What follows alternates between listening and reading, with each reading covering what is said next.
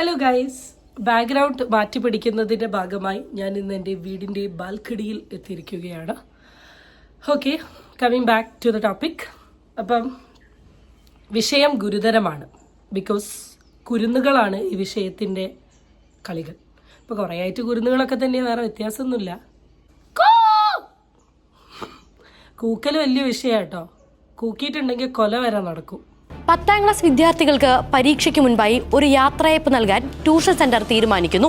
ഈ പരിപാടിയിൽ MJ higher secondary സ്കൂളിലെ ഒരു പെൺകുട്ടി ഡാൻസ് കളിക്കുന്നു. എന്നാൽ ഇതിനിടെ പാട്ട് നിന്നുപോയി. ഉടനെ താമരശ്ശേരി ഹയർ സെക്കൻഡറി സ്കൂളിലെ കുട്ടികൾ കൂക്കി വിളിക്കാൻ തുടങ്ങി. സ്റ്റേജിൽ വെച്ച് അപമാനിതരായെന്ന ചിന്ത വിദ്യാർത്ഥികളെ വിട്ടുപോയില്ല. ട്യൂഷൻ സെന്ററിൽ നിന്ന് ഇറങ്ങിയാൽ ഉടനെ കളിയാക്കിയവരെ തല്ലാൻ പ്ലാനിട്ട് ആളെ കൂട്ടി. Kozhikode Thamarassery elite MJ higher secondary സ്കൂളിൽ പഠിക്കുന്ന മുഹമ്മദ് ഷഹബാസ് 15 വയസ്സുകാരൻ ഇന്നലെ മരണപ്പെട്ട ന്യൂസ് നിങ്ങളെല്ലാവരും അറിഞ്ഞിട്ടുണ്ടാവുമല്ലോ. അപ്പം ആ വിഷയമാണ് നമ്മൾ സംസാരിക്കാൻ പോകുന്നത്. എന്തെന്നപ്പോൾ പ്രത്യേകിച്ച് പറയേണ്ടത്, ട്യൂഷൻ സെൻറ്ററിൽ സെൻഡ് ഓഫ് ആയിട്ട് പ്രോഗ്രാം വെച്ചു. പ്രോഗ്രാമിൻ്റെ ഇടയിൽ കറണ്ട് പോയി, പിള്ളേർ കൂക്കി. അത് പിന്നെ വാശിയും ദേഷ്യവുമായി വാട്സപ്പ് ഗ്രൂപ്പിൽ പ്ലാനിങ് നടത്തി, വിളിച്ചു വരുത്തി, ആളെ ഉപദ്രവിച്ച് ആൾ കുറച്ച് ഹോസ്പിറ്റലിൽ കടന്ന് വിത്തിൻ മരിച്ചു. സിമ്പിളായിട്ട് ആലോചിച്ചാൽ അറിയാം, ബുദ്ധിയും വിവരവും വിവേകവും ഇല്ലാത്ത കുട്ടികളാണത്. ഒരു കൂക്കിൻ്റെ പേരിലൊക്കെ കൊല്ലാൻ പ്ലാൻ ചെയ്യുക എന്ന് പറഞ്ഞാൽ ഇവരെ പഠിപ്പിക്കുന്ന ടീച്ചേഴ്സിനൊക്കെ ഹെൽമെറ്റ് ഇട്ട് കൊടുക്കേണ്ടി വരും. എന്തെങ്കിലുമൊക്കെ ചീത്ത പറയുകയോ അടിക്കുകയോ ചെയ്തിട്ടുണ്ടെങ്കിൽ ഇവരൊക്കെ എന്തായിരിക്കും ചെയ്യുക?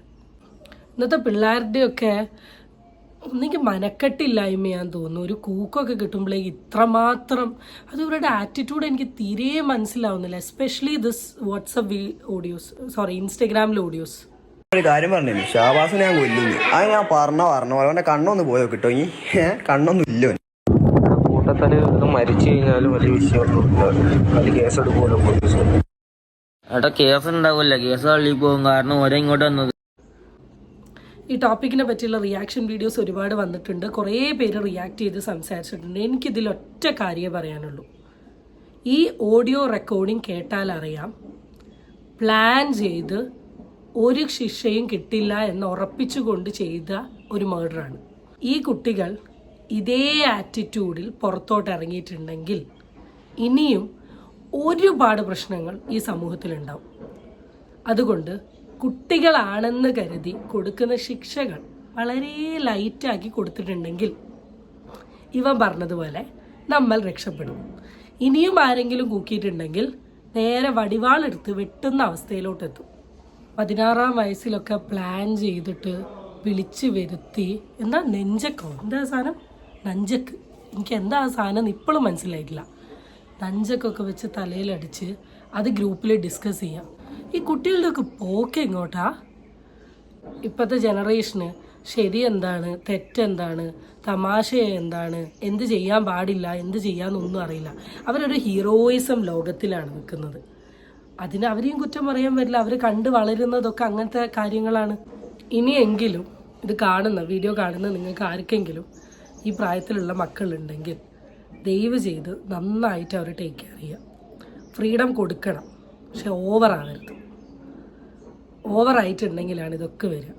ഓവറായി ഫ്രണ്ട്ലി ആയി വേണ്ട ഫെസിലിറ്റീസൊക്കെ പ്രൊവൈഡ് ചെയ്ത് ഇന്ന് നിങ്ങൾ അനുഭവിക്കുന്ന ഒരു ഇതില്ലേ, ആ കുട്ടികൾക്കൊന്നും ഉണ്ടാവില്ല. കുട്ടികൾക്ക് ഇത് ഫണ്ടാണ്. കാരണം ഇത് കഴിഞ്ഞതിന് ശേഷം ഗ്രൂപ്പിൽ ഡിസ്കസ് ചെയ്യുന്നതൊക്കെ കേട്ടില്ലേ. പറയാനില്ല, എനിക്ക് ന്യൂസ് ഇങ്ങനെ വെച്ച് കീറി മുറിച്ച് അതിനെപ്പറ്റി ഇങ്ങനെ വിശദീകരിച്ച് സംസാരിക്കാൻ പറ്റുന്നില്ല. 16 വയസ്സുള്ള കുട്ടികൾ, 10ാം ക്ലാസ്, ഇവർ ചെയ്യുന്ന കാര്യങ്ങളൊക്കെ കാണുമ്പോൾ പ്രത്യേകിച്ചൊന്നും പറയാനില്ല.